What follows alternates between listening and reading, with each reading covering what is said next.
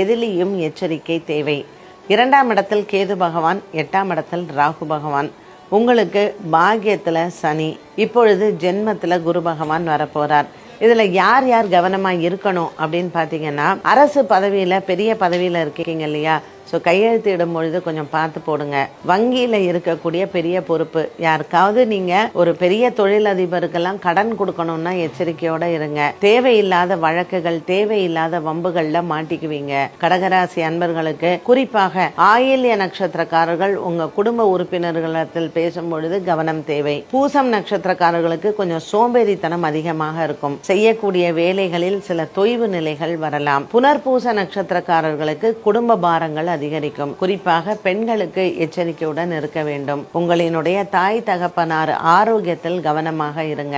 ஜென்மத்தில் குரு பகவான் வரக்கூடிய காலகட்டத்தில் 2ஆம் இடத்தில் கேது, 8ஆம் இடத்தில் ராகு. அதற்கு பிறகு நமக்கு நவம்பர் மாதம் குரு பகவான் கேதுவோடைய 2ஆம் இடத்துல இருக்காரு. ஸோ கடகராசி நேயர்களுக்கு எதை பேசினாலும் தப்பா அப்படின்னு கேட்கக்கூடிய ஒரு நிலைமை வரும். அதனால வழக்கறிஞர்கள் மற்றும் அடுத்தவங்களுக்கு அட்வைஸ் பண்ணக்கூடிய வேலையில் இருக்கிறவங்க, குடும்பத்தில் இருக்கக்கூடிய குடும்ப தலைவிகள், மற்றவர்களுக்கு நீங்கள் அறிவுரைகள் கூறாமல் இருந்தால் இந்த 2026 வருடம் பிரச்சனை இல்லாத வருடமாக அமைகிறது. சக ஊழியர்கள் மற்றும் உங்களுக்கு கீழே வேலை செய்யறவங்க, இவங்க இடத்துலயும் கொஞ்சம் ஜாகிரதையாகவே இருங்க. நல்ல டிப்ளமசியை நீங்க கையாண்டால் 2026 உங்களுக்கு சூப்பராக இருக்கும்.